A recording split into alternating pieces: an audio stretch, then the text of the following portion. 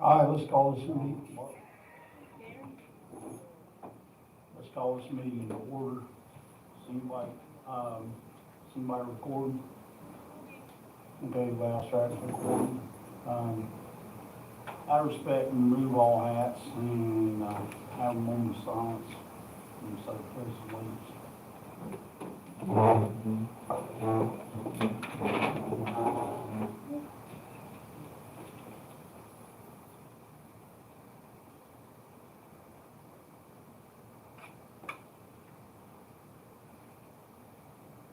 Hey, I pledge allegiance to the flag of the United States of America and to the republic for which it stands, one nation, under God, indivisible, with liberty and justice for all. Amen.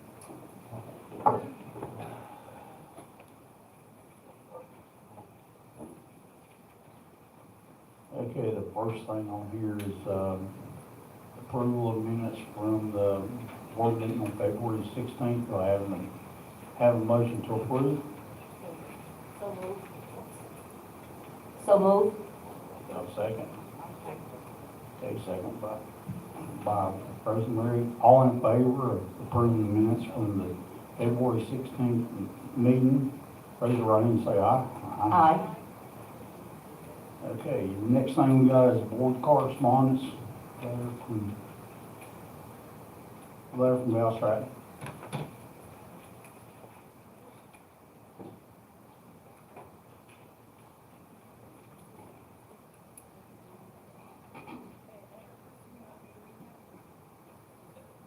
Yes. Okay, on February 24th, this was received at the office. Per the Articles of Incorporation, BCP bylaws, Florida statutes, The volume on Saturday, so that was Sandy. the board, which consists of at least a president, vice president, secretary, and treasurer, shall have general control and management of BCPO affairs. As secretary, I have not been included in input into this, have had my agenda items refused, and even at board meeting have been continuously interrupted when I express my opinions. Therefore, I resign as an officer of secretary. Val Stratton, February 18th. It was received at the office February 24th, and quite frankly, according to the law, once this is received, it's effective. So that's why I asked Jerry, should I read it? But the motion that was attached to this correspondence is incorrect, or I'm going to amend it. I motion to appoint Rosemary Bastiri as interim secretary until the March 16, 22 organizational meeting. And what I printed out and showed is that according to 617 Florida statutes, the same individual may simultaneously hold more than one office in a corporation. So yes, it is legal. May I have a second? Second. Any discussion? Oh, that's Jerry. Sorry. Any discussion over it? I have none. Does anybody else have anything you want to say? No. All in favor of making Rosemary the temporary secretary, raise your right hand and say aye. Aye. All opposed, none.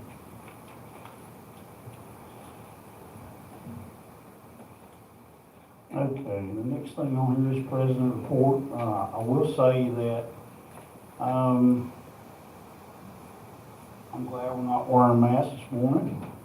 We'll say that. Also, there was a rumor going around in January that we were going to bring the sheriffs in here.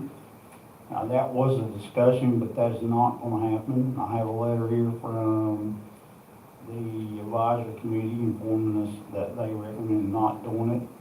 The main reason we found out is the sheriffs wanted all the golf carts to be licensed, to have tail lights at work, and be registered with, I guess, licensed with the county. So that was too expensive, so we tried to go with, we tried a program with, we have got Greg has got, I think her name's Darlene, what's her last name?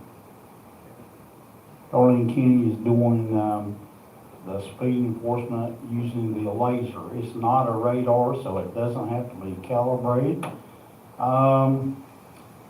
He's gonna give me a report of how many people she stopped. I think we looked at it yesterday, and there's what, 90-some on one day? That she stopped 90-some people. That's not saying 91 people speeding, but that she is out there and she is clocking people. So she's looking for that, and also looking for running stop signs. Is that correct? So that's cheaper than getting the county in, or getting the let's see, the engineers come in here and certify all the street signs. I think this thing, I think says, okay, this don't have a dollar amount, but when Steve Sonner called me and said that he sent me an email saying I think it was gonna cost $10,000 to do the survey. So, I mean, do certify the streets and stuff. Let's see, I can't think of anything else right now. I just want to talk a little bit about that. Next, we have the general manager's report, Carol West.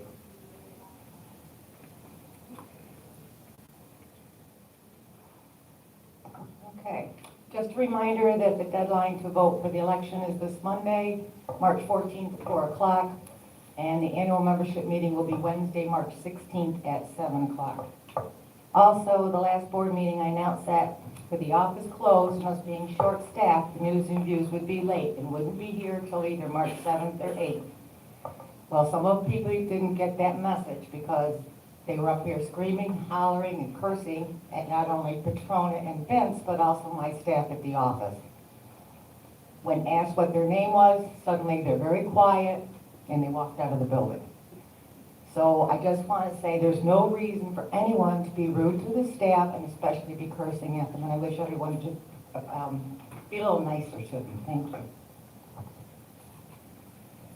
Okay, the next thing on the agenda is that all you got? That's all I got.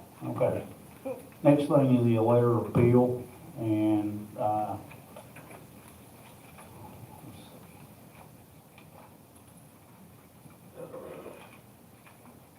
it's the same one we had at last meeting, about the raw concrete blocks and on Country Club and the retaining wall.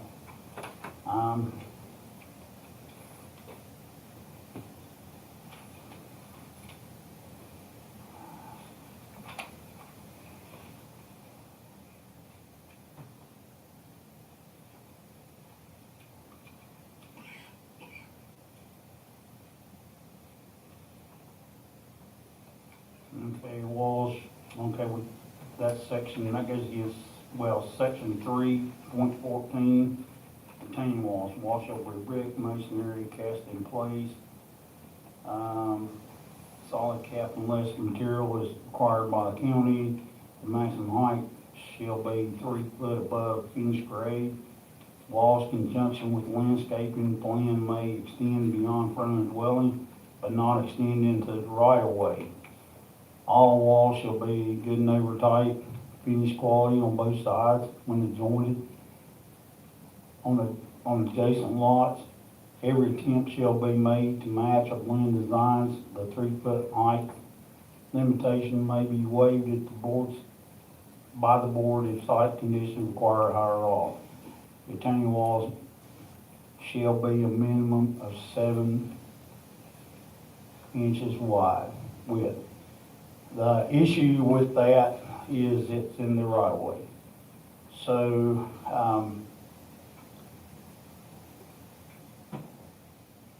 did we have any discussion in this? We discussed it one time. Did we have any discussion?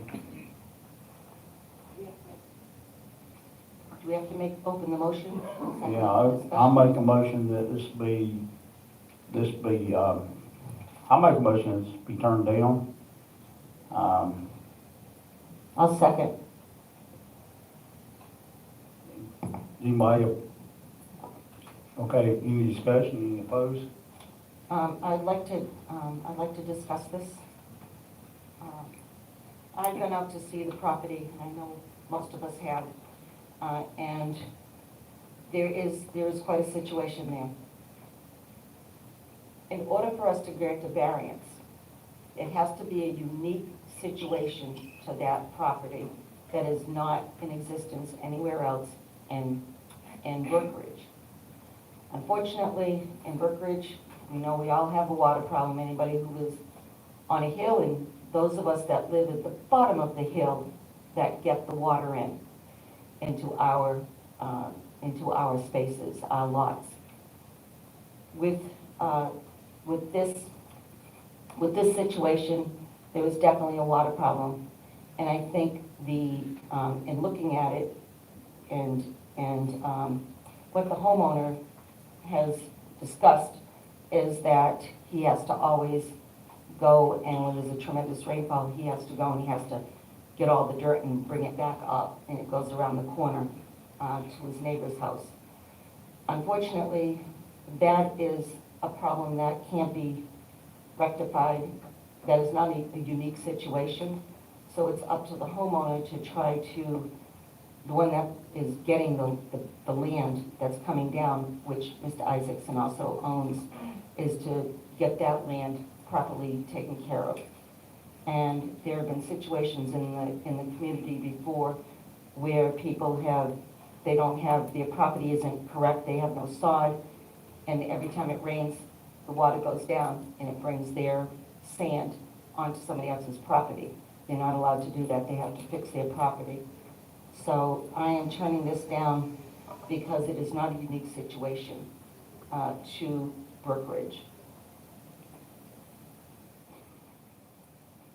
Would y'all like to say something? Anything y'all like to add to it? Yep. You need the speaker, the microphone.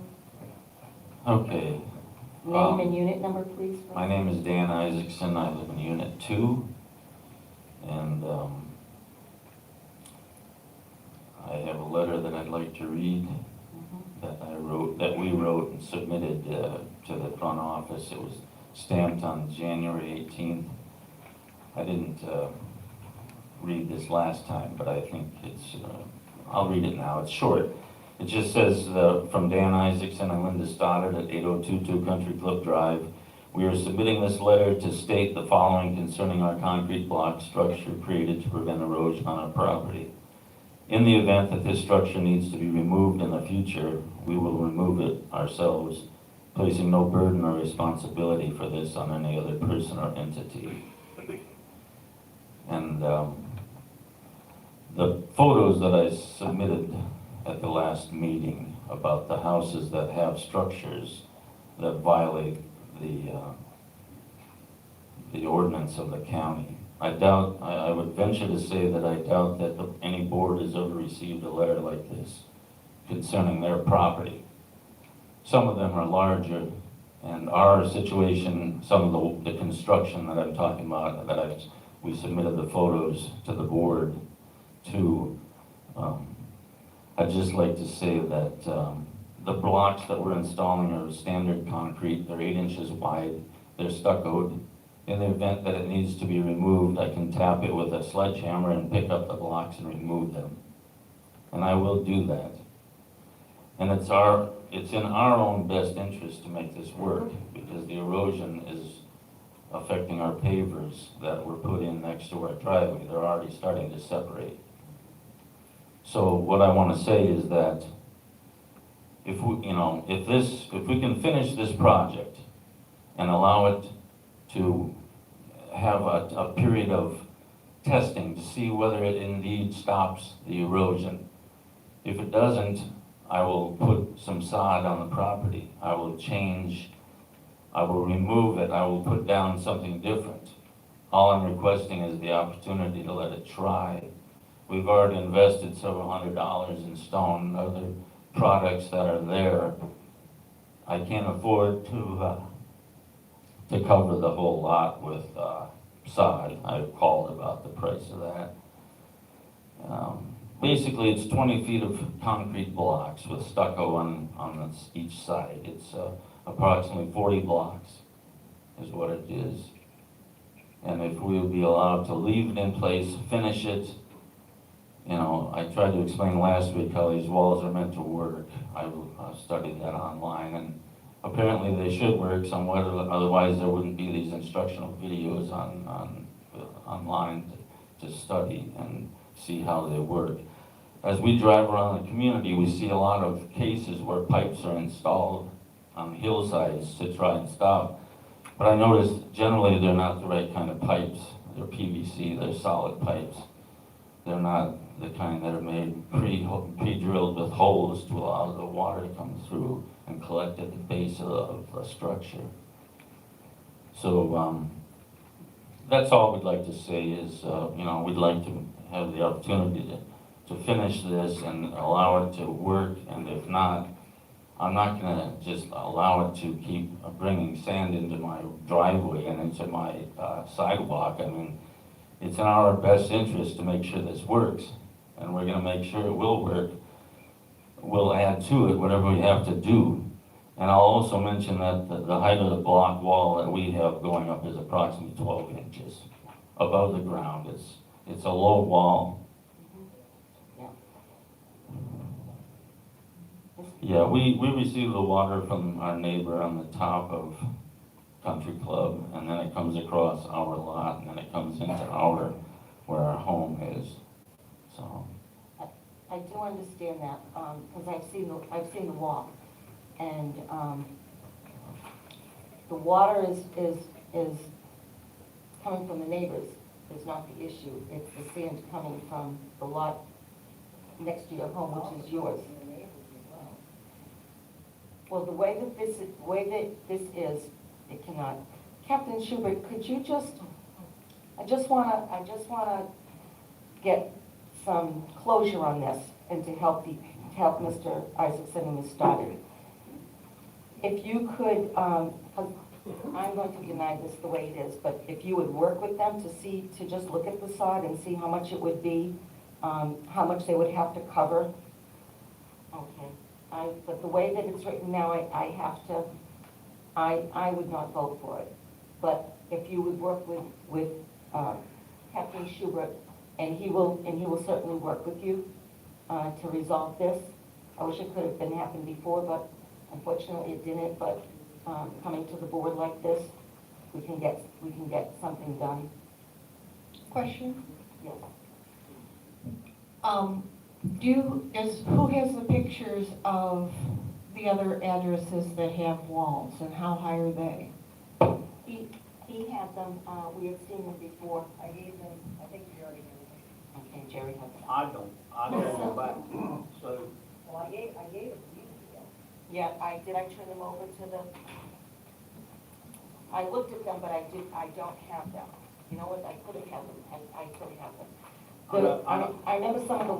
I know one of the examples was the house that sat at the end of Country Club where it runs into, what's that street?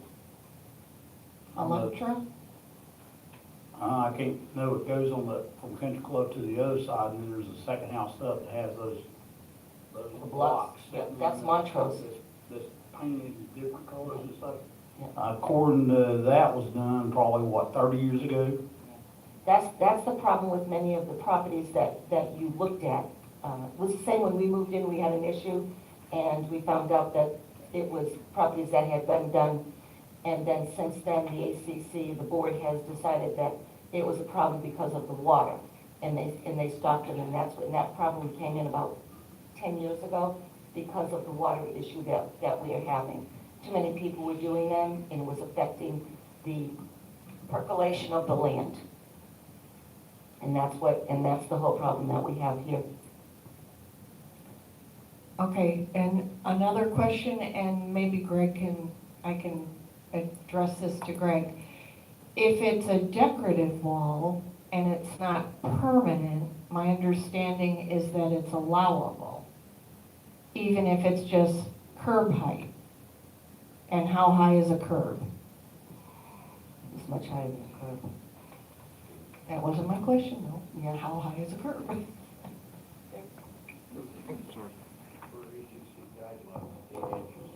Thank you. 8 inches was the answer. But what about the decorative? Like the little blocks that you make a fire pit out of? Decorative walls, I don't believe are covered under the ACC at all. So they But could do that to There's, hold the. there are a number of things that they can do and try and, there's a number of different options that they have, not just this retaining wall that they have built. The issue here is, this is a retaining wall, and it extends into the right-of-way. But that doesn't mean that there are not other options for them to explore to rectify their situation. Okay, because when I went over there, I did notice that they had the decorative rock doing a garden, so I was hoping that they could extend something like that. Possibility.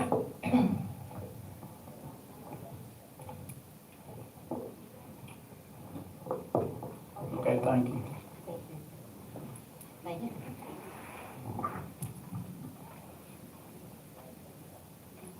Anyone else like to say anything before we vote on this?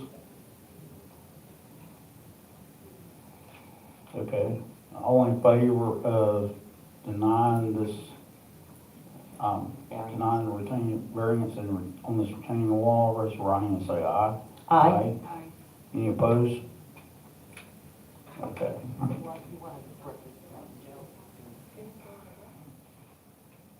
Excuse me, is anybody opposed? Please go over here. So you're not staying. No opposed.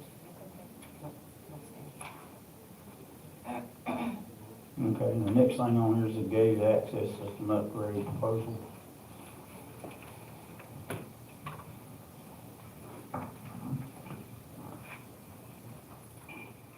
Okay, our topic is magnetic access equipment to upgrade and update the gates. Recommendations to update and upgrades are needed at the entrance exit gates. We received a proposal from Florida Door Control, who is our current vendor for this system. 3 bids were not obtained because FDC is the only authorized dealer installer of magnetic access equipment in the Tampa Bay area. And Captain Schubert had asked, when we couldn't find another one, he had asked the manufacturer of the gates if there was any others in the whole Tampa area, because we would need somebody local to service it. And since they were the only ones, that's why we only have one bid in this respect. So my motion is to approve the proposal from FDC for $33,652.98 from Code Enforcement Reserves as proposed for updates and upgrades to the current entrance exit gate system. I'll second it. Okay. Okay, I'd like a discussion here. There was, any discussion on this? yeah, there was an issue with the bonding. The part of our purchase policy now is that they must be bonded, and before we can accept the bid. When we checked, when I asked about bonding is the performance bond. This would be less than $200. And they did not say that they would give us a performance bond. They said we could get one, but it would be just under $200. The bond, when I asked more, the bond is insurance to make sure the work gets done at no more cost to the BCPO. And it's part of, when we have large projects, it's going to be part of the bargaining and negotiations. If there's a company that wants to bid and they will not give us, they will not assure a performance bond, we won't accept the bid. The floor was a prime project. The floor that was originally put in, we had a problem with the contractor, and it ended up costing us more money. A performance bond assures us that this will not happen. The insurance will pay for it. We'll pay for anything more. So since we only had one vendor, I know we were assured that we could get the performance bond, but we would have to pay for it. And when Carol had checked, it was less than, Carol and Greg, I think, checked, and it would be less than $200 for Brookridge. And it's a $33,000 project, so I just wanted the board and the public to understand why we don't have a performance bond on this. And if we want one, we would have to vote to get one. Question? It's only $200, so wouldn't it be within somebody's authority to buy a performance bond? That's right, it would be Carol's. So we wouldn't really need to vote on it, would we? No, but I want you to be aware that that's what would happen, And why it's not on this bid? and why it's not on the bid, exactly. Okay, and then I had talked to Greg, but I wanted to clarify that even if we have been talking about different gate access companies, that they do different things, we would still, you need this in order to make the gates go up and down. Yes, So no matter what, it's not like we could go to Gate Century or Gate Genie. We would still need this. yes. And the reason why is that code enforcement has been fixing those gates for years, even the new gates. I saw a truck in front of me one day just go right through it. I don't know why they do it, but he went right through it, and I flashed my lights and he stopped. But people do it. The gates that we have on the exit part are old. We have been fixing, they have been getting parts for years. There is no place that you can get parts anymore.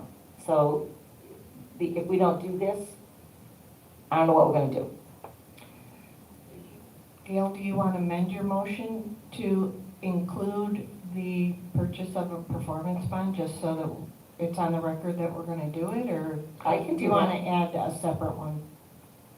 I'd like to put them together because they both together, if you do them separately, they're, if one doesn't pass, it's a moot point. Okay. So I'd like to amend my motion to approve the proposal from FDC for $33,652.98 and to request a performance bond be purchased. Who seconded that? Rosemary, could Do you? you agree to the amendment? Yes, I agree to the amendment. Any other discussion? Not for me. Well, I've got a question. Maybe Greg can answer this question. That's gonna work with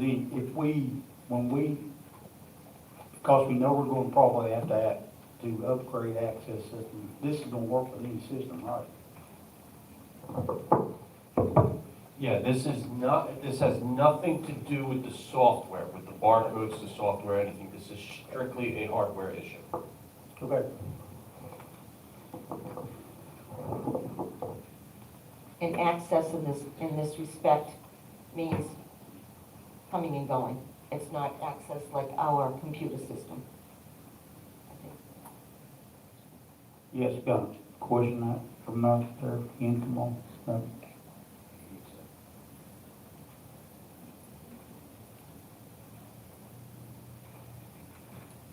Ken Duncan, Unit 2.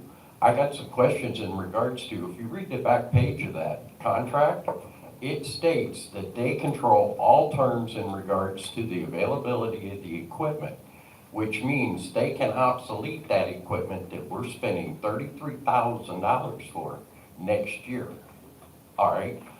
what is the warranty? And if you also read a little further into it, it says that a warranty program is available for purchase. What are we getting for that installation? What is the warranty on the product? And what are the terms of those agreements? Because everything that they're saying on the back page implies that everything is at an additional cost. Captain Schubert, could you? I don't know what the question is. What's the warranty? I don't know. Okay. I don't have that information. Okay.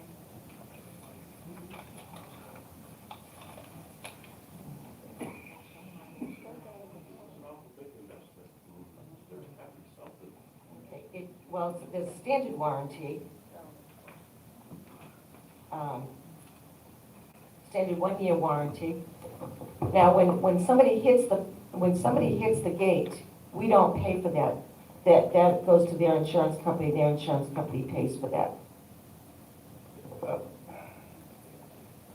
I was tasked with getting proposals to, excuse me a minute. I was tasked with getting proposals to replace the hardware. I was only able to get one for the obvious reasons. There is only one vendor. Now, that being said, the warranty, anything else like that is not included in a proposal because that would be part of the final contract that is negotiated between the company and the general manager and the president and whoever does that. I was just tasked with getting proposals. Right. So this is the proposal. This is not the contract. That's correct. Okay. Thank you, Ken, because that helps too. So the proposal, that will now go to, we'll settle on a contract after that. Okay. The problem is with these is that you have one vendor in the area, and, yeah, and they will, ooh, happy hiccup.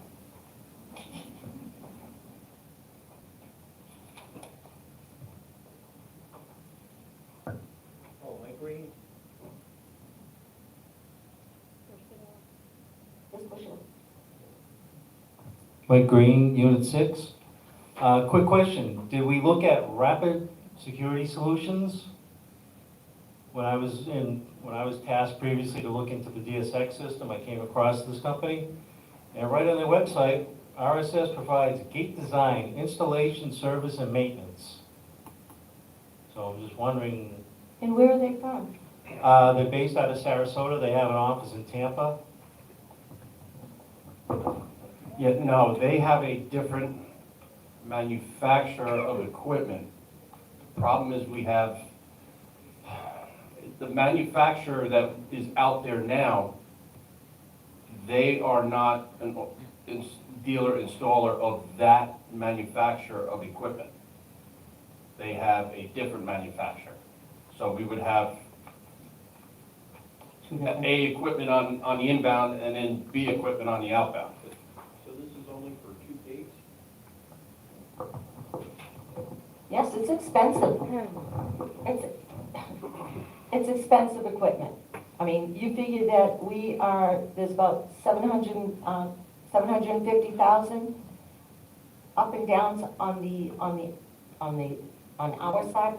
The visitor's side is over 1 million.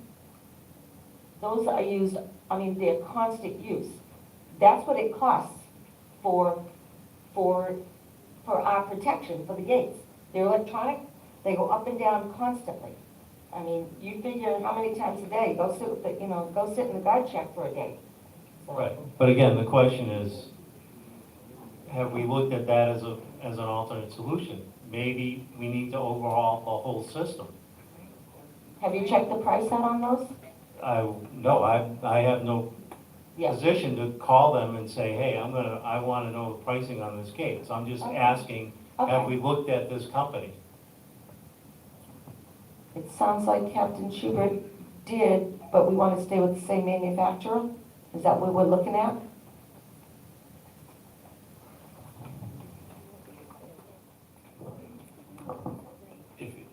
question is, did I look at this company? The answer is no, because they have a different manufacturer of gate equipment.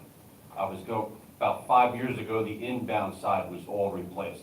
I Yes. wanted to stay with the same manufacturer of equipment, so the equipment is identical on the inbound and the outbound side. Okay, so we can use equipment on both sides. We would use the same equipment on both sides. That's correct. Okay.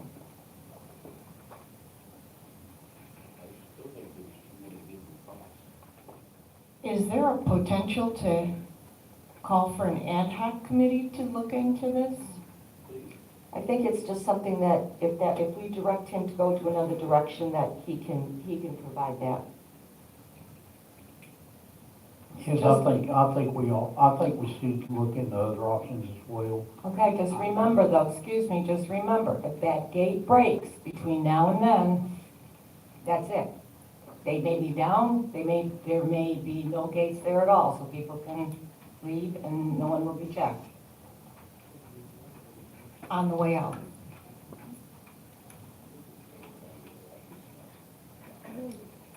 My feeling is that if you have the same company for both, you have the same equipment for both sides. And it's very difficult to sit up here, and I see people snickering. It's very difficult to sit up here. I believe that our employees do the job that they're asked to do. They're here to protect Brookridge. They are not here to spend our money relentlessly. And it pains me to see the people that are snickering, the ones that are snickering. And I just...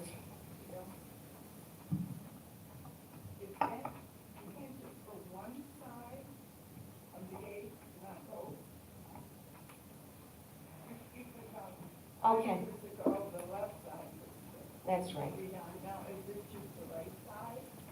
It will be. Captain Schubert, do you remember the approximate cost of what it cost the board 5 years ago? Approximate. I want to say somewhere in the neighborhood of 15,000. Okay. But this is both arm mechanisms on the outbound side. 4 new breakaway elbows. What happens now on the inbound side is if a gate gets hit, we need to call FDC to come out and remount that bar because it needs to be balanced. If we put breakaway elbows on that, then we can mount it in a matter of minutes. There needs to be 2 on the inbound side and the outbound side. The barcode readers themselves have never been replaced. Those face due east and due west, so right now, the readers are basically washed out due to the sun. Those would be replaced. You have the magnetic loops that are underneath the ground, under the pavement. That would all be replaced. All the wiring would be replaced. And you would have new arms and new mechanisms on the outbound side with a new red light, green light on the outbound side. That's what's in the proposal. Okay, so this proposal is not just to do the mechanism. This proposal is to because our readers, and we all know those readers because they're facing, and they have a lot of problems with that. So this is not just doing the gates. This is redoing all of the underneath, the new lights, the new readers, which we have had problems with for over 6 years that I know of. So it is not just that. So I don't see any reason to turn this down. This is, if it was $15,000 5 years ago just to replace the electronics and the gates on the inbound coming in, then you're gonna have to figure about 15% higher, plus they're doing all of these other things. I think it's money spent wisely. We do not come up here and just spend money foolishly. It's being wisely spent. And thank you, Captain Schubert. I did not realize that it covered all of those other things. It's not just for the gates themselves. So we are getting it on We're a getting different reader. So in other words, will it face east and west is my question? Will they still face east and west? Yes. They don't have a system where they can, Well, that's because the road goes due north and south. true. And what he's saying is that they have to be replaced, because after years, they do need to have to be replaced at some point. But have other communities not done the barcode reader and done clickers or something, and it's cheaper or more efficient? We don't know, because we tasked him to just a replacement of what we have. I'd just like to address this, okay? No, we didn't task him to do we tasked him to do certain things. He wants the security for Brookridge. He wants the security of each one of you so that you feel safe at night and during the daytime. He has plainly stated that these people are local enough that they can come out and do the work. Yes, we did not look at another design people because, a design contractor, because they are different. With this company, we would be replacing both sides, everything would be replaced, everything is going to be the same. Why would you want two different systems? You might save, what, $5,000? But in the end, you're going to be spending more money. I'm asking the board to make this motion, to pass this motion, so that we can get everything done that needs to be done. And I can't see why you would turn this down, or heaven forbid, put it on the agenda again. Well, We've done the research. Once he has said, Well, that's not true. We've not done all the research. Because there is also a stipulation in here on this page that says provided by others, and it says that concrete, asphalt, including new repair, restoration of existing, modifications to existing, and safety according to FDC layout drawings. That means we gotta pay somebody to fix the concrete. Doesn't mean they're gonna fix the concrete, because it says right there, provided by others. So if how much of the concrete's gonna be, the asphalt's gonna be messed up when we do this. Mr. Chairperson, may I make a comment? Yes. So we have had problems with the inbound gates, and while we have barely enough parts, there have been situations, so we would end up having to replace those in the future, because we just said we don't have enough parts for that company. So I'm concerned that then we're gonna have to pay $33,000 on the other side. I would rather do our research and make sure we're getting a proper system.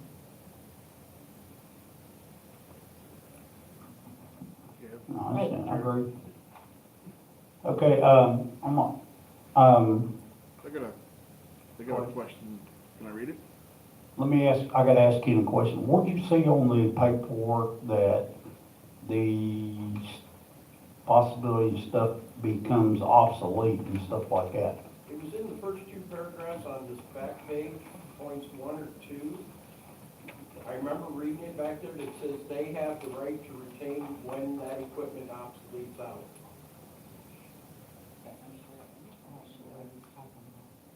The back page, what would be page 2 of this proposal, and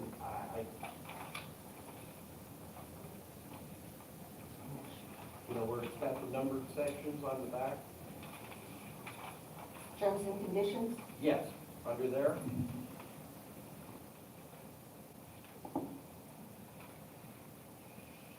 Okay, reserves the right to sole discretion to modify, change, and to discontinue the availability of or support of any product, feature, or service.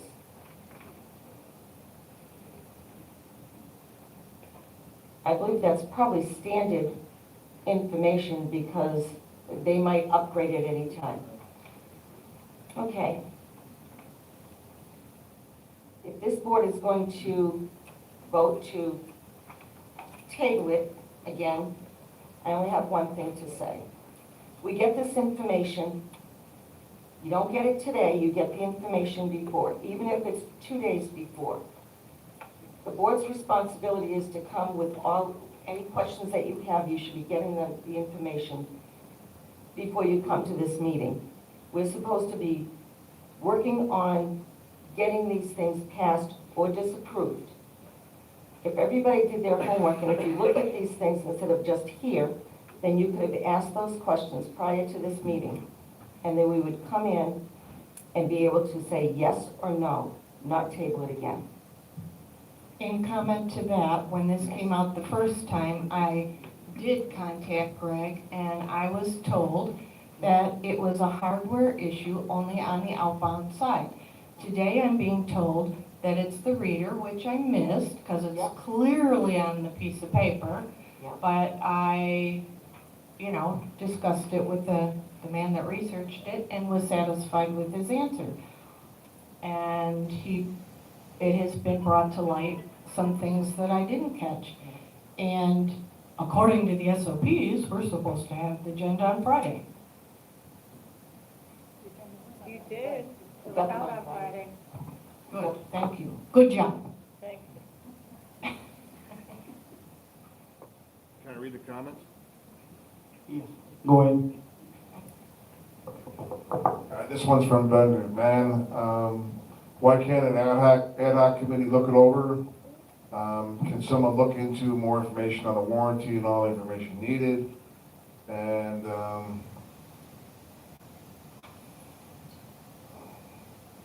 yes to the comment from Jerry Crabb, yes to the comments about being too soon and need more info. And they also have more comments and questions for it too. Okay, thank you.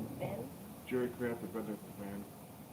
No, Brenda McMahon, thank you. I'd like to, oh, there's one more comment. Okay, Ron.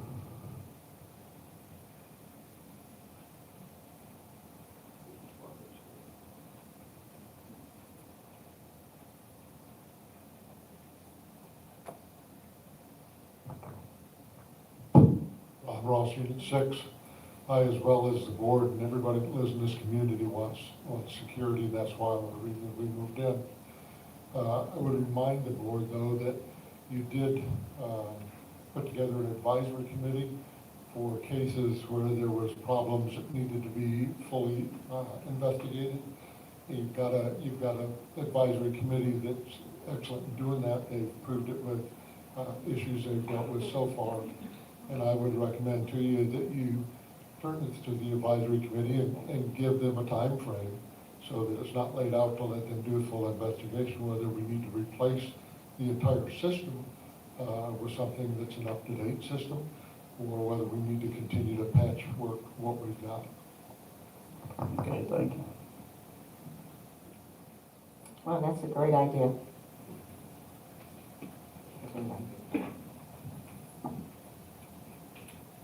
Okay, I think this needs to be tabled for, and look at this thing and give it to the advisory committee myself. I agree with that. Are we going to table it to a specific date? Yes, I'd like to table it to a specific date. You're proposing it. Propose it. If you table it, it doesn't ever have to come back. Okay, so we're going to, which one are we going to do? If you table it, you don't ever have to bring this back up. It just gets lost somewhere. So what is If the you correct? propose it, then you propose to come back to it at a certain date. Okay. What's the meeting that's Wednesday night next month? Got feeling the board workshop? The workshop or the board meeting? Board meeting? Okay, give me 1 second. The actual meeting,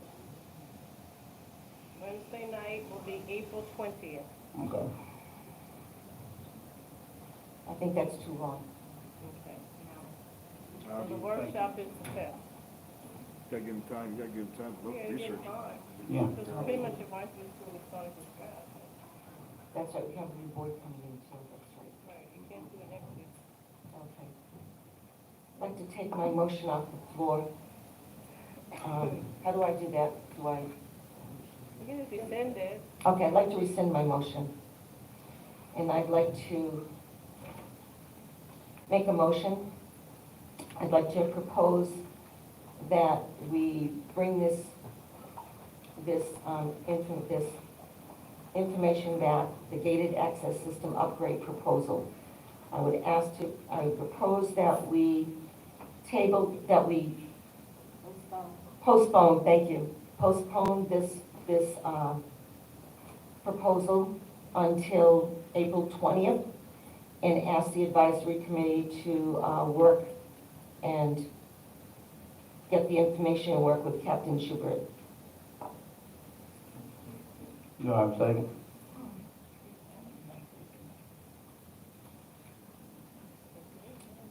Excuse me, Wait a minute. do we have an advisory committee? Yes, we are technically disbanding them or anything.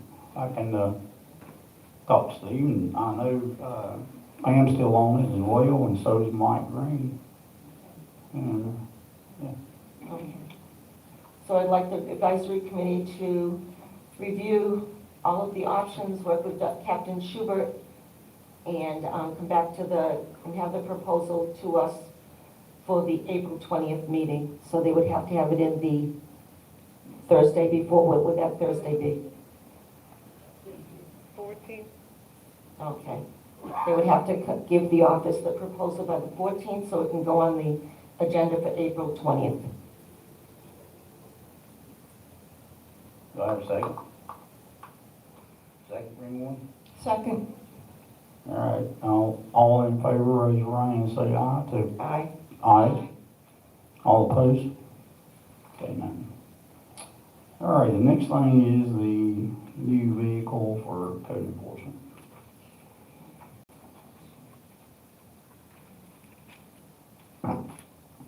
Okay.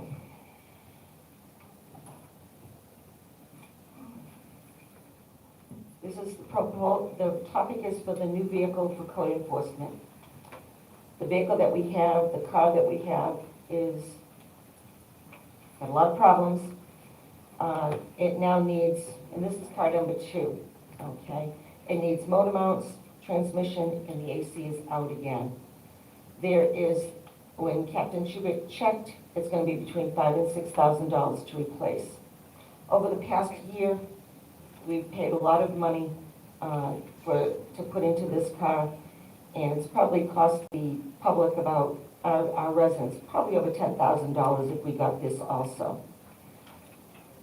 So the recommendation is to replace the 2017 Chevy Sonic with a different vehicle. They are doing research online and at different dealerships to find the best price and durability of what is needed. Now, the problem that we have, we don't want to say what vehicle, the board should not say exactly what kind of vehicle that they need. We have to find out what's available, because we still know if anybody's been new car shopping, you're not going to get the vehicles because they're not always there. So I would like to propose a motion to approve the purchase of a new vehicle up to $32,000 paid out of code enforcement reserve account. Can I get a second for? I will second it. Second by Roseman. Any discussion? Yes. Oh, Yeah, you first. You might cover it. okay. The problem with saying right now that what kind of vehicle we want is impossible right now, because when we were doing the one to replace the other Sonic, the vehicles that have been recommended were not on the lot. They could not get them. And we're having the same problem now. And what I would like to do is give Captain Schubert and Carol, our GM, the latitude of $32,000. And when they know which vehicles that they can find, then to let the president, I would imagine the president, and the three of them will work together. But we have to give them the latitude, because we can't say we're gonna give you this much money for this particular vehicle. You're not gonna find it. That's what happened before, because the vehicle that we had authorized, they did not have, and they had to go find a vehicle that would be comparable.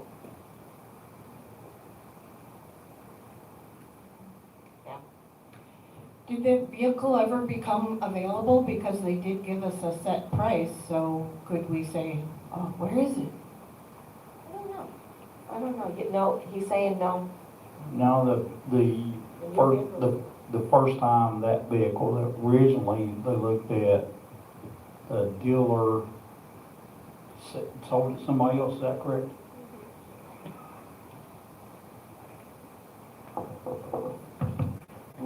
We made a deal on a vehicle, and that dealer wanted to try and quote intercept it off of the truck. So we had a deal, but technically that vehicle was already sold to another person. So we need to know, we need to have the latitude or authority to, when we find something, jump on it. Otherwise somebody else they'll have a contract on it with somebody else.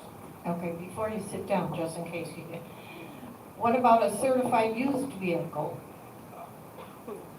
Again, I'm not saying new, I'm not saying used, I'm not saying, okay, I'm not saying a car, truck, I'm not asking for that. What I'm asking for is to allow the general manager and approval, so when we find something, whatever that something is, I don't know yet because I don't know inventory, what is actually out there. You look at Register Chevy, they don't have anything on lot, Right. okay? Right. And my final comment is, the reserve study, which we saved to replace fixed assets, only lists 3 vehicles, and we have 4.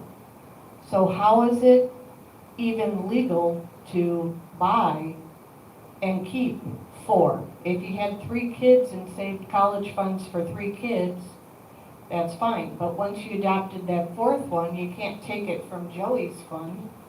If you're asking me a financial question about the reserve study, I can't answer that. All I know is under the reserve funds for code enforcement, there is listed 2 vehicles. I do know at one time, I believe it was Clubhouse here, we meaning code enforcement or Billy, didn't trade in a vehicle, and that got moved up here for the clubhouse to use. If that got added to the reserve or what, that's a question for the accountant. I can't answer that. Yeah, I've got the reserve study since 2000 when they were instituted, and there's never been more than 3 vehicles on it. But there's always been 2 for code enforcement. But I think what he's saying is that one of our vehicles would go up to the clubhouse or to Billy. But these vehicles that were, because we always had trucks, I think. I think there was always trucks. And then they would be moved up because they don't use them as much. With these Sonics, they can't be reused for anything, because they just keep costing us money. They're not durable like a truck was. So I believe that's why.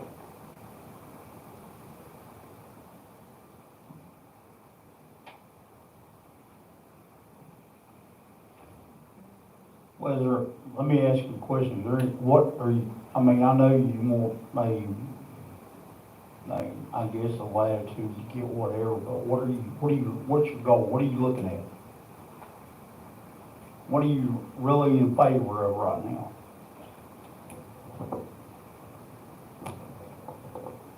I'm in favor of trying to find a base model work truck.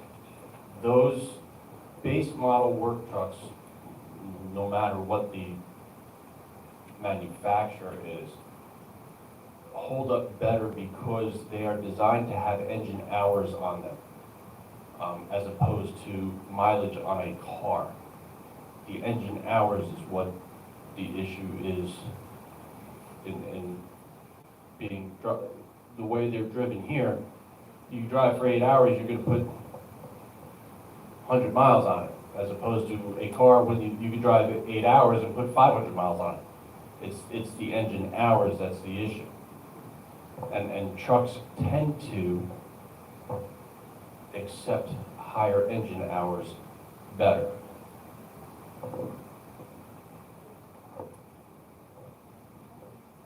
What about a hybrid? Is there any work trucks that are hybrids? I mean, with the price of gas? Again, nothing's off the table. Nothing is off the table. It's just a matter of when a decision is made, we need to have pre-authorization to go with it. That's what. Yeah, that's what the this board motion needs. is. So Carol can, and we don't have to come back 2 weeks later because it's not going to be there.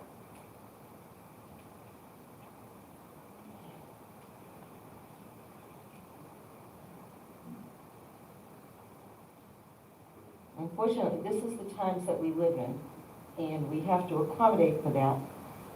And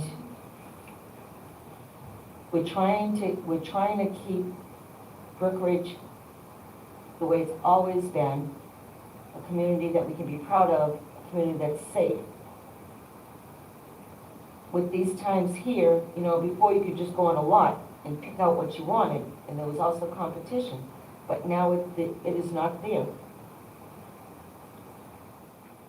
And he's absolutely correct, because a friend of mine went down to a Toyota place, and there was a car that they wanted, it was on the lot. By the time they got there, the car was gone, and the salesman told them that they didn't have to do anything, because people, as soon as a vehicle comes in, and they see a new vehicle, people are buying it, and they witnessed it. So I'd like to move the question and vote it up or down.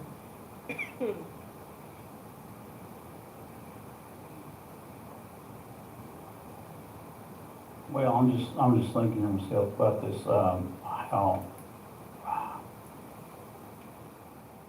So are you planning on making a decision on whatever vehicle is in like the next week and a half? Potentially, if something is on a lot, I haven't looked, because I don't have the authorization to pull the trigger. What difference does that make? Because I think the new board members that's coming in will have a say-so in this. This is the business that we started. We really shouldn't be putting everything over to a new board. Once only, you're only talking 8 days, is all you're talking about, 8 days until they come in. Why shouldn't they have a say-so in this? Why shouldn't they have a say-so in it? Do you not have faith in this board to do board business? I mean, I that's got faith in the board thing, but it's only, it would be just like, a great example is, if we were like voting on something, spend money, whether it be on the budget or whatever, back in the budget, I didn't think it was fair that some things got passed before we even took office, like within the month. So, because it should have been left to us. I think the same thing with them. They should be able to have input in this thing.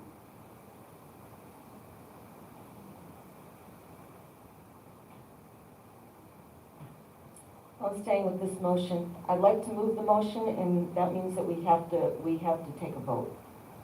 When someone moves a motion, you have to take a vote. I don't mind giving the voting for the $32,000, but I think for whatever it is, they should be open-minded, whether it be, I understand the part about the truck, because we dealt with the truck the first time, but also, with the way gas prices are, there's like Val saying, there could be, there could maybe hybrids out there, they could be like a Honda Civic hatchback. I mean, no, there's not a Toyota Corolla hatchback, but they make a Honda that would probably get better gas mileage and things like that. It's just like, there are certain things they could use one vehicle for and certain things for using the truck for. I agree, the truck's got a higher wheelbase and, for like when it rains, you gotta use it to go like, to put things out because the water gets really deep and I've seen it where it went over car door and some pictures taken or not over the threshold of a car door. So I'm well aware of that, but I think we gotta look at this thing. There's some things that there should be, with this, there should be more of a gas mileage thing than if it gets 40 miles to the gallon. I think gas is now $4 a gallon. I think we got, or more. So I think that's something that's gotta be looked at. I still would like to vote on this. We are not giving him a specific, you are the president, if you would like to bring anybody else in that you want to discuss this, that's fine. But we have to vote this so that they can start looking for something. Otherwise, people, within the next 2 weeks, you're gonna be spending almost $6,000 because that Sonic is not running well. Do you wanna do that, or do you wanna give Captain Schubert and General Manager Carroll the latitude to at least start this process? If you wanna bring Well, somebody else, they can start the that's fine. process, but I still We think need to- nothing should be voted on until, I mean. They can't start the process until we vote to give them the money. They cannot say, well, we're gonna wait, we wait, and there's gonna be something more going on. Every single time there's gonna be another issue. I'm asking to please vote for this so they can at least start the process. If you wanna bring somebody else in and speak with them with you, that is fine. But you gotta let them start the process. And I've asked to move the question. I would like a vote now. Okay, we can take a vote. Who's all in favor of we've had a motion, a second. Who's all in favor of approving $32,000, up to $32,000 for a code enforcement? Please. Just give them the latitude, and he is not afraid, he told you, he's not afraid to look at certified. Just give them the latitude that can start this process, or it's gonna cost Brookridge another $5,000 to $6,000 within the next month. Not if they use fleet management, and if one breaks down, then they share. I vote in favor. I would like to hear a hand vote, a voice vote. Okay, all in favor of giving of doing the $32,000, to start the process, raise your right hand and say aye. Aye. All opposed? Aye. Gee, thank you. That was a waste of a half an hour.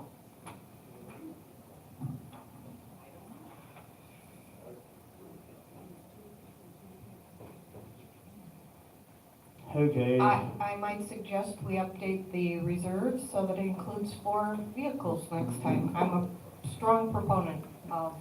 The reason we don't have 4 vehicles on there anymore is because one, well, maybe we did. Maybe that's why we never have. I don't know where you're getting 4 vehicles when we only purchased 3 vehicles at any time. We purchased 2 for code enforcement, and if Billy or Vince need a vehicle, then one of those are gonna get replaced, but both of them, all 4 vehicles are never purchased. There's always someone that takes over the vehicle.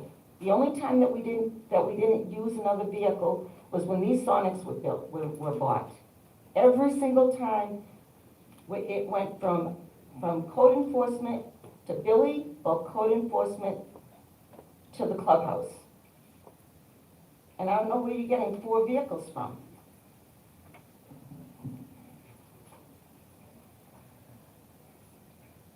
Please move on to new business. Okay, let's see, the next thing is the letter of appeal, Ron and Caesar. Ron and Janet Caesar. Okay.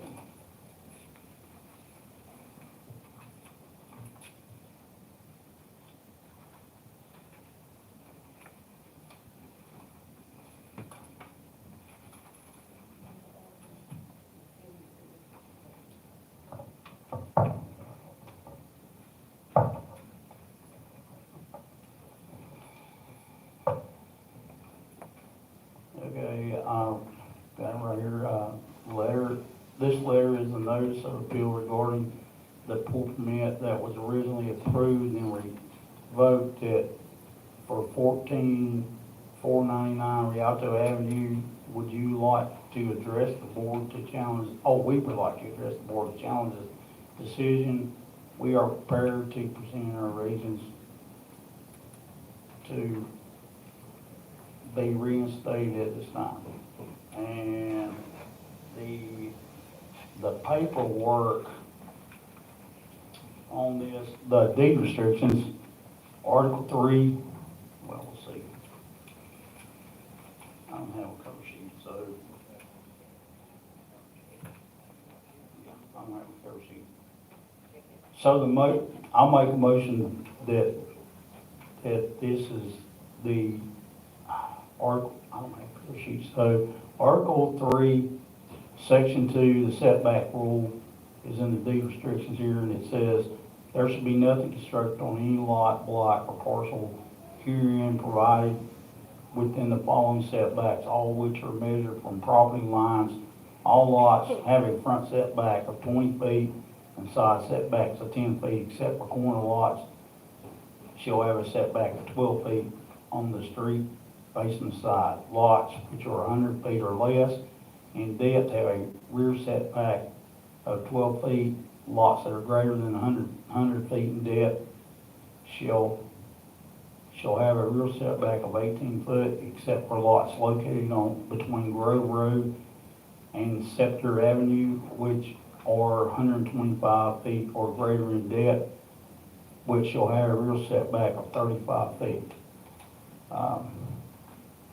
I'm gonna make a motion that we deny this, and we'll have a discussion, deny this, application. I'll second it. Okay. Any discussion? Okay, I'll start discussion on this. From your diagram and your lines here are 70 by 125, which is 125 deep. So that means you gotta have a setback of 18 foot on the back. And I know that you're asking that we give you variance. Well, you've mentioned the property before that was next to you on the right, which have a pool cage and all this. Okay, I suggest that you find these back stakes on your property line, because when I looked at this thing yesterday, I actually went out there and looked at the property beside you, looked at your property as well, from the back, from the golf course. Me and Peter did not find the stakes. It's not where his property on the right, it looks like there's or he's got the hard landscaping block or ridge out there for the block. It's actually, for the rock. It's actually, the property line is on farther out. So I think this diagram may be not correct. I think your property line is actually farther out. So probably what you need to do is resubmit an application, but get exactly where these stakes are in the ground at the back of your property. Because according to the property appraiser, both your lots are exactly the same, which is 70 by 125. So, and they're supposed to be straight across from stake to stake, all in the back. So I would get a survey done to make sure exactly where those stakes are at back here in the back. Yours. You can't go by where his cage is at, because his cage, according to the documents from his cage to the property line is 23 feet. So if your stakes are exactly the same spot or along the same line, you should have 23 feet. But to know for sure, you need to get a land survey done. So I think your numbers might be wrong as far as when you add all these numbers up all the way across here, it may be wrong. And I would recommend that on any kind of like above ground structure. We should probably ask that people get a land survey done, even especially ones that had a house there a long time, because sometimes the lines may be different in the front,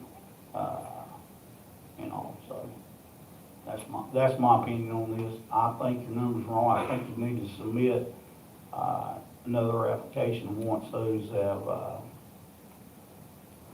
they found where those lines are at the back. Jerry, question? Yeah. For a 125-foot lot, wouldn't they need an 18-foot setback?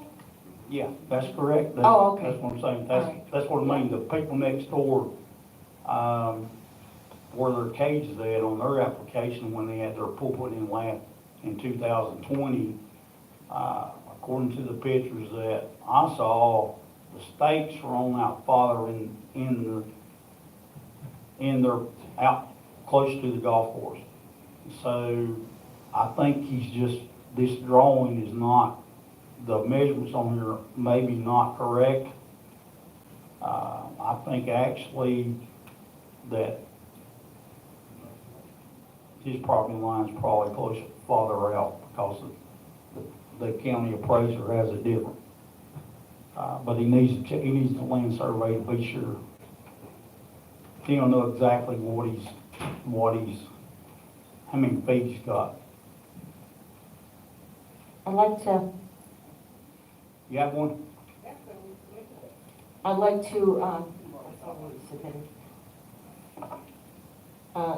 I spoke to Mr. and Mrs. Caesar, and I feel for you. But the way that this is done, it's not, and I explained that to you too. And I'd like to have you speak and work with Captain Schubert and see where that property line exactly is, if he can help you with that, or you might have to do something a little bit more. But the way that the application is, it's not approvable, because you need that 18 feet, and Captain Schubert's gonna be busy. But I'd like you to work with him, and I know you have a time frame too, so I'd like to get that done way before you can start that process this week. And just the way it's submitted, it's not approvable. So, you want to go up to the, yes. You want to get this done. Well, as Jerry said, our lots are exactly the same. Name and unit number. You gotta use the mic, name and unit number. Hello. So, number 4. So under your Ron argument Caesar. right there, Ron Caesar, you're basically, I gave you a survey. The numbers are what they are, but that doesn't matter. You guys went and looked, and I'm happy to work with Mr. Schubert. So basically, under your argument right there, we have the same lot, so I should have be able to put my pool in the same place as his. That's all I'm asking for. Could I see you got Well, a survey right there? that's what you and Captain Schubert can discuss. That's fine. I'd be Yeah. happy to work with Mr. Schubert. Yeah. Okay. But, Yeah. if he has a solution, I'll resubmit. But at the end of the day, I'm adamant that where his pool is where mine's gonna be. Well, you're gonna work with Captain Schubert, get that back line done right. Do I have, you said that he was busy? No, I says he's gonna be busy because we have. Oh, okay. Okay. Do I have to say my name? Yeah. Janet Caesar, Unit 4. There are 2 concerns of mine. We went to the main office, we go there, Because if you are going to enforce a bylaw, you should know the bylaw. We went the first time to ask what our setback was, 12 feet. We went the second time when we got the drawing, engineering for our deck, 12 feet. Before we purchased anything, we went back again. It was 12 feet. So we assumed it's 12 feet. We were approved and then we got revoked. So we have bought a pool. We have bought decking. We've paid engineering. We've put all this money out. How do we get our money back now that we can't have the same as our neighbor? Secondly, when were we going to be notified that our permit was revoked? We didn't receive a phone call. We didn't receive an email. We didn't receive a letter, nothing. The only way that we found out was Ron went in on Monday to make an appointment with Carol. She wasn't available. She was to call back. He went in on Tuesday morning, 8:30, and she said, well, it doesn't matter. Your permit has been revoked. So between Monday and Tuesday morning, it got revoked. Do we not get notification? We would have never have known it was revoked. Then we would have lost our time to putting an appeal. So those are two concerns of mine. And, Thank you. and you know, when you told me, I was not aware of that, and I have to know what the process is for, if something is revoked, you should be told immediately. I don't know what that process is because I haven't done the ACC, but we will find out. Thank you. So do I call Greg, or do we make an appointment right Yep, you can make an appointment with him. Wait till the meeting is done. Thank you. Okay, we have a second motion. All right, all in favor of, denying this, variance, raise your right hand and say aye. Aye. Aye. Any opposed? Aye.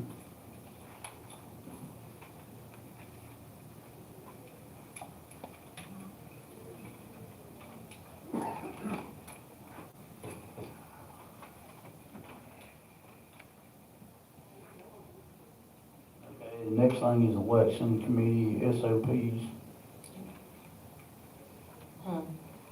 The topic is the SOP 3.4 for the election committee, and I'd like to, the election committee has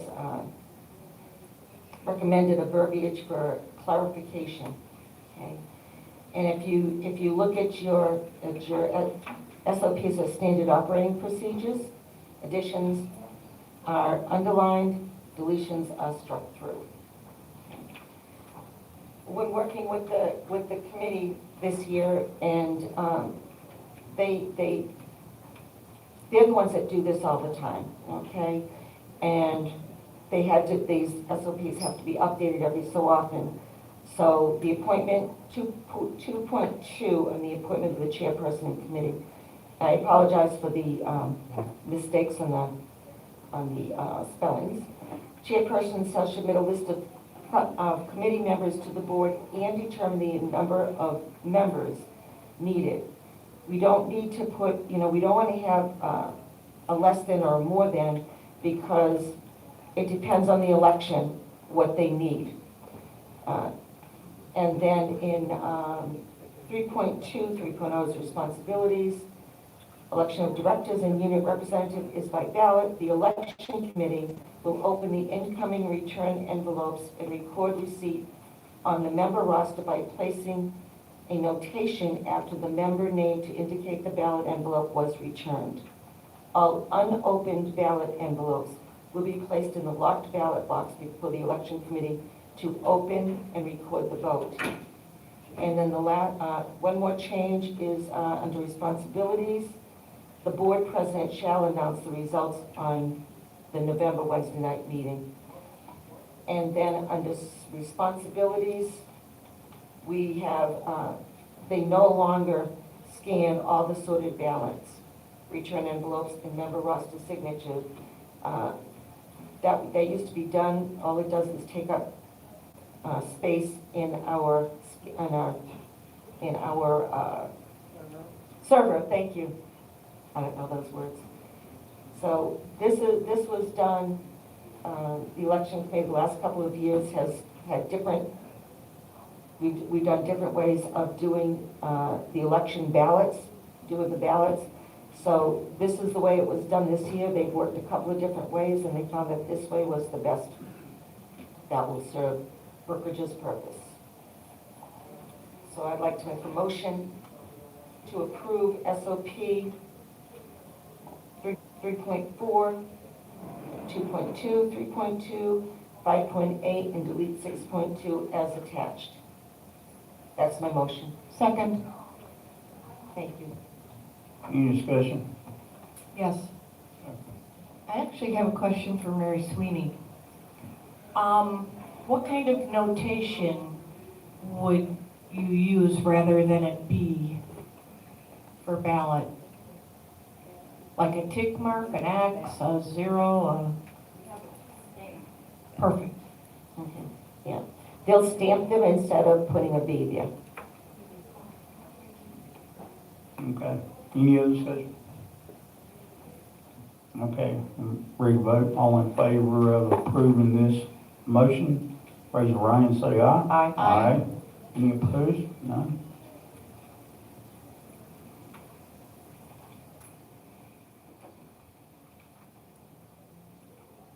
Okay, next thing is the appoint new committee member to ACC.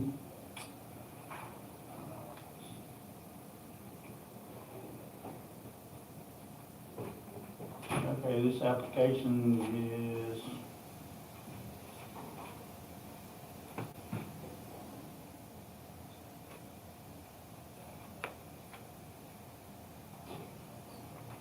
okay, analysis in accordance with SOP 4.1, Section 2.1.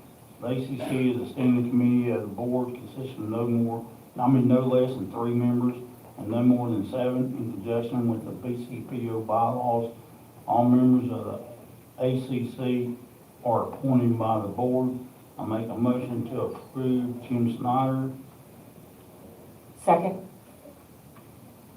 All in, any discussion? There's none? Okay. We trust you.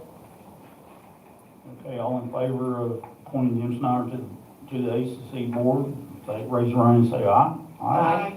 All opposed, none? And Mr. Snyder is here, so are you going to be able to swear him in? I don't have that. No, I'm okay. Okay. Thanks, Ally. You probably want to go over the agendas. Okay.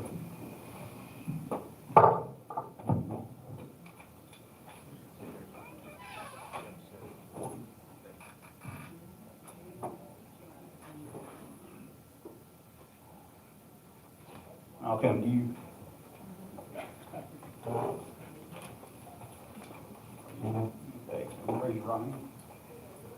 Okay, do you solemnly promise and swear that you will administer the office to which you've been appointed to the best of your ability and judgment in conformity with the governing documents of Brookridge Community Property Owners, that you will in all your acts be governed by the principles of honesty, justice, and fair play, and in every manner possible endeavor to promote and safeguard the best interests of the citizens of Brookridge and the welfare of its membership? Do you swear? Yes. Okay, you may raise your hand. By virtue of the authority conferred upon me, I hereby proclaim you as duly appointed to the ACC committee and officially installed in office. Thank you.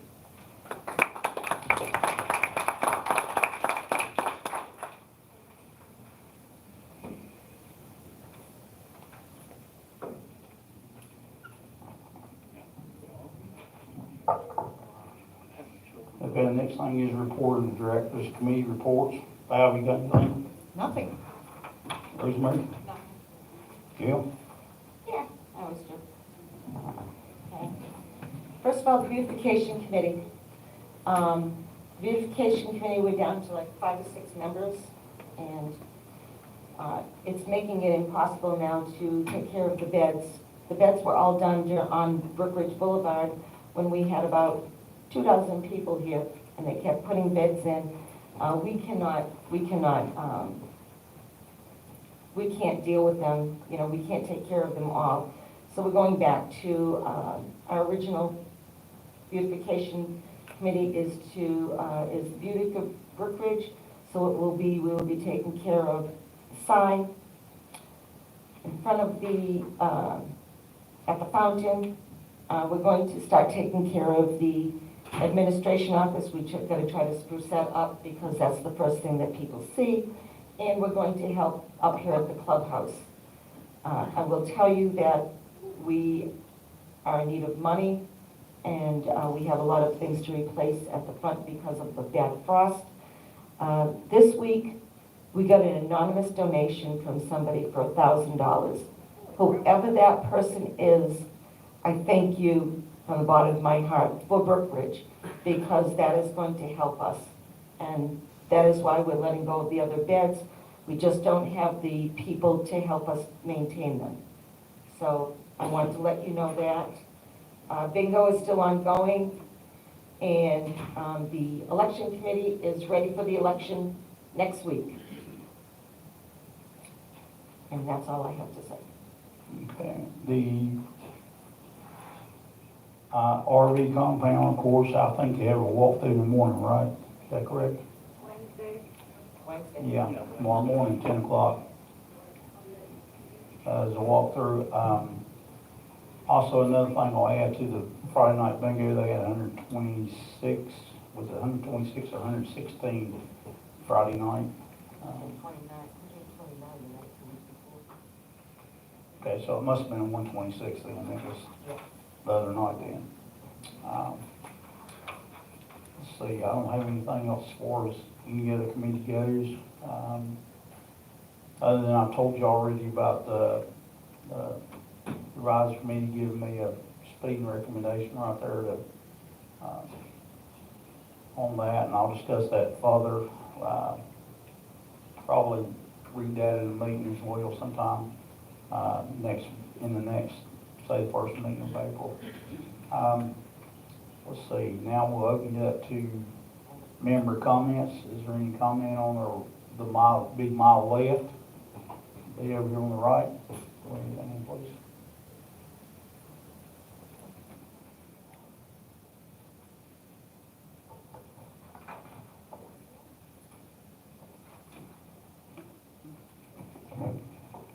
Morning, everybody.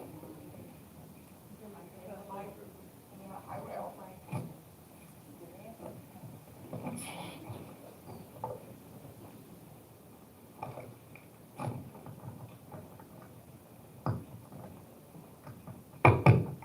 Good morning. Anna Webster, Unit 4.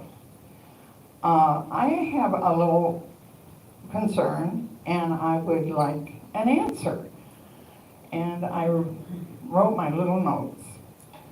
Thursday morning, February 24th, 3 boxes were put in the aisle in the clubhouse. I was concerned as to what they were doing there. When I read on the neighborhood info a notice written by Robin Napier indicating that the boxes were there for anyone wishing to donate to the trucker convoy. It would be there Thursday and picked up Friday, February 25th. After speaking with several board members and staff, no one seemed to know who or why they were put in the clubhouse. My questions are, who authorized these boxes to be placed in the clubhouse? I did not know we could bring our political views to the clubhouse. And can anyone put boxes in the clubhouse with proper approval? I'd like an answer to those. I'll give what I can, but I'd like Vince to answer that too. No. No? Okay. Nobody gave these people approval. When Vince found the boxes, there was a lot of junk in them, expired stuff. We don't know, we had no idea. Most of us are not on next door, so we didn't see it. I was told about it, and I asked the next day at the office, I saw Vince, and he said, nobody gave them permission. They just did it, as far as I know. Is that correct, Carol? Yes, okay, I'm not telling fibs here. And when Vince found out, he removed those boxes. And I believe that somebody had spoken, okay, yep. Carol she called her because somebody brought her they showed her the thing on next door. She called her, and this woman said that she doesn't know how her name got on there because she did not do that. Maybe it was her daughter. Nobody gave them permission. When Vince saw it, he took them out right away. He found out, he took them out, and as far as I know, there was no convoy. And I'm just saying, nobody has permission to do things like that. We give permission when Toys for Tots are here, we give permission. When Fish comes, we give them permission. There are certain things that happen and we give them permission. They do not just come, and those were taken out. Thanks for bringing that up, Anna, because I think that there's a lot of people that were asking the same question. Okay, any other comment, Ron?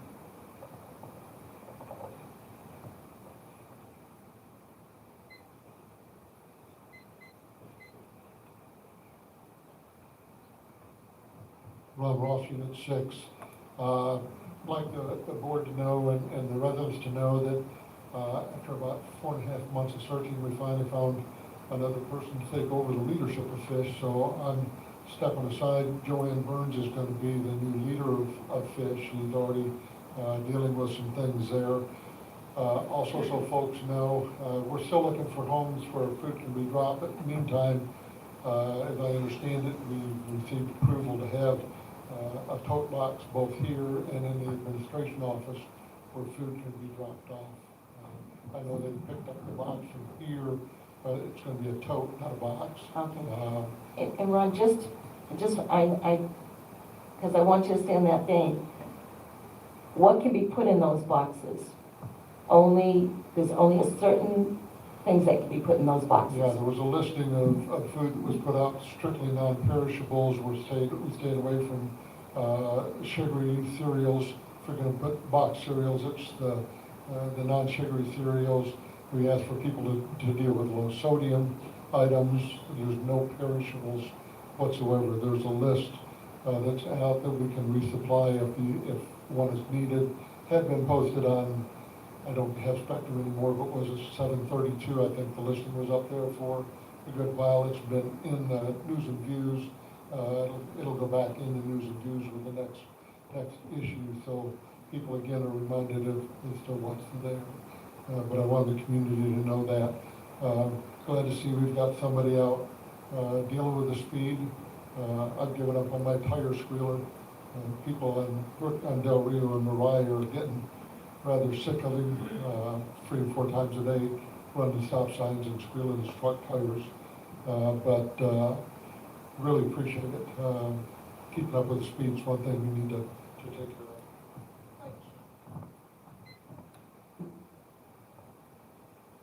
You want to comment on the left side? All right, what about the right side? Is there any comments over there? I see none. You got a comment, Val, on it? Okay. Go ahead, Val, you can go Val first. Stratton, Unit 3.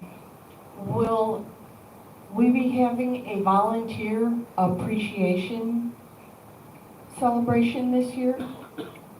Yeah, so it won't be in March, it'll be held in April.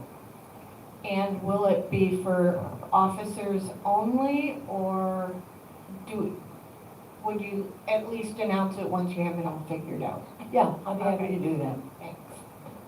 Okay, sir.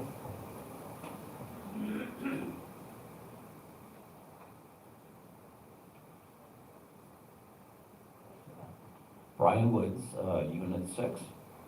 And I'd like to, on a positive note, for me anyway, I'd like to congratulate the advisory committee in deciding not to pursue having the sheriff, the Hernando County Sheriff, come in to deal with the speeding. I think there's hopefully lots of other ways, and it sounds like you're already pursuing ways to control that.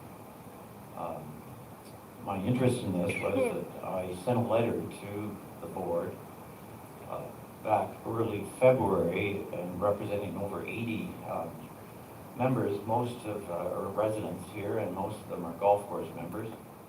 And we were all concerned about what the sheriff might think of our golf carts, if we don't have turn signals, seat belts, headlights. Hopefully everybody has headlights, but we do drive at night.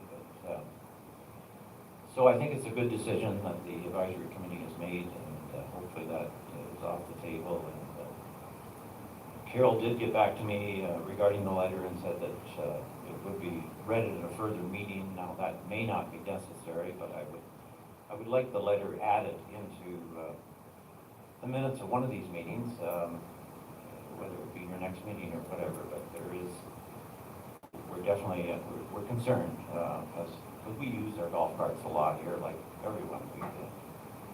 So I think that was a good decision. Thank you.